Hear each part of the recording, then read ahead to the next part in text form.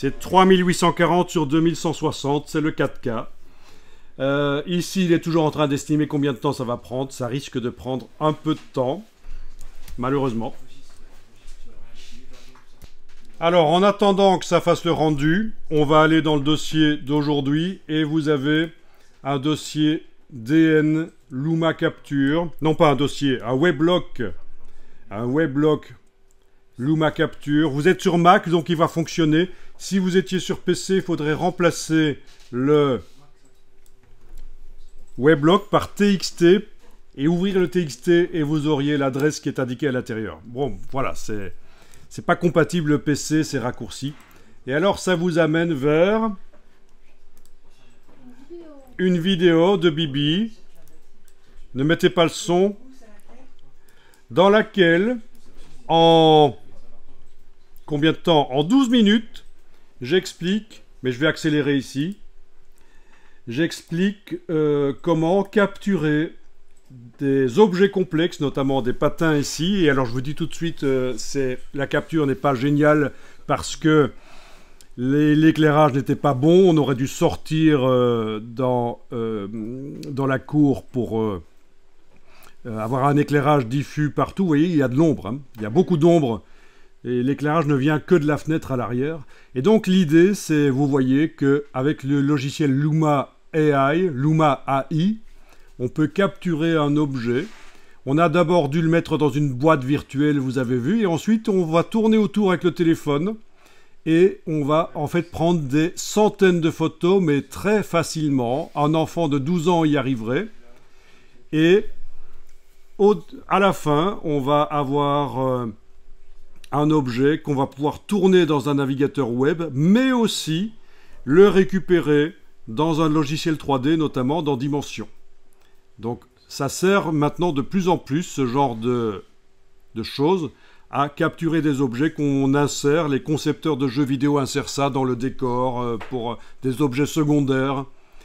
Il existe évidemment des choses plus sérieuses qu'un téléphone pour faire ça. Il existe des scanners 3D.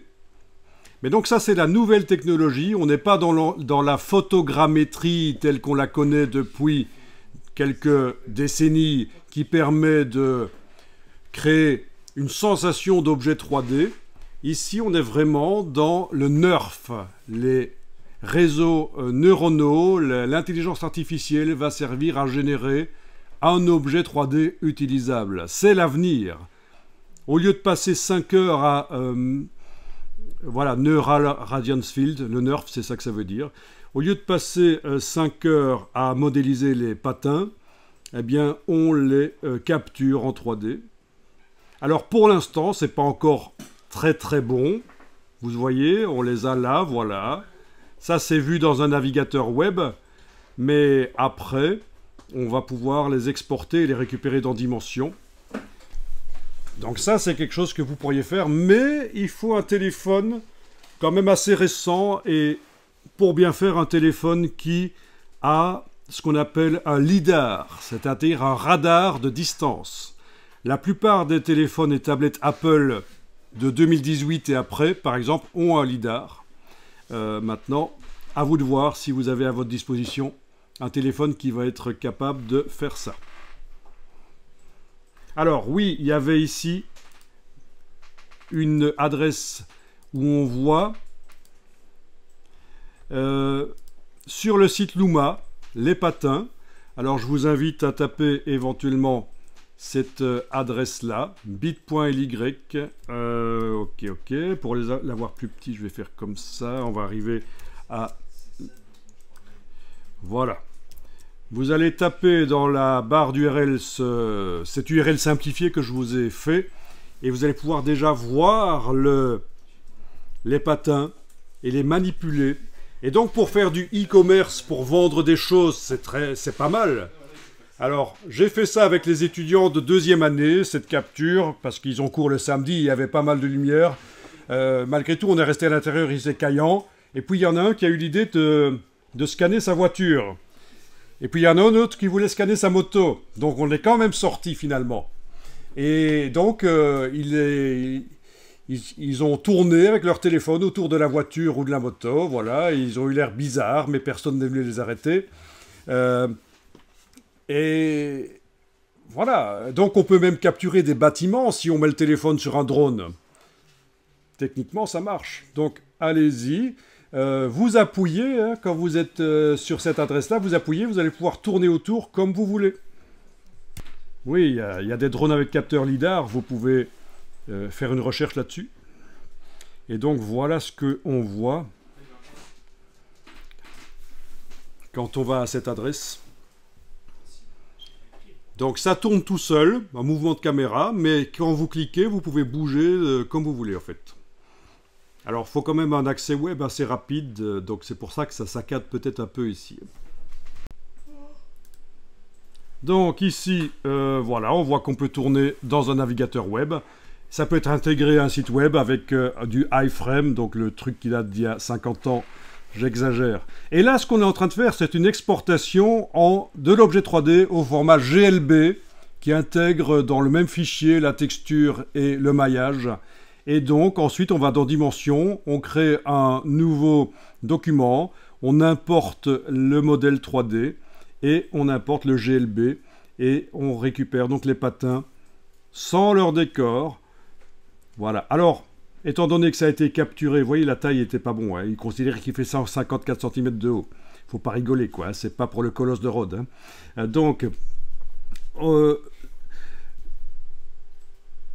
l'éclairage était mauvais au moment de la capture, alors forcément il y a des crasses 3D en dessous des patins. Là on ne le voit pas trop, mais si on passe en dessous, on va voir que ça devrait être nettoyé. Et c'est totalement gratuit, Luma AI. Alors, pourquoi à votre avis c'est gratuit?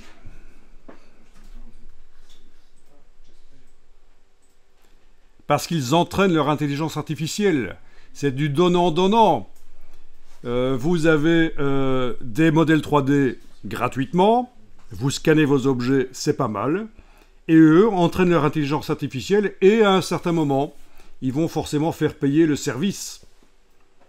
Alors là, dans Dimension, j'ai fait un rendu rapide, mais là, je suis en train de faire une exportation pour le web. Je vais appeler ça comme ça, patin de dimension, blablabla. Je crée un lien public, et donc, au départ de Dimension, je vais me retrouver avec une scène dans laquelle il y aura uniquement les patins que je vais pouvoir tourner en 3D. Et là aussi, vous allez avoir un petit bit.ly, un URL raccourci pour avoir accès à ce qui a été généré là. Voilà. Ah non, c'est pas un bit.ly parce que c'est tellement simple comme... voilà. Vous voyez, en dessous des patins, c'est un peu pourri, là, voilà. Mais c'est normal, ça se nettoie.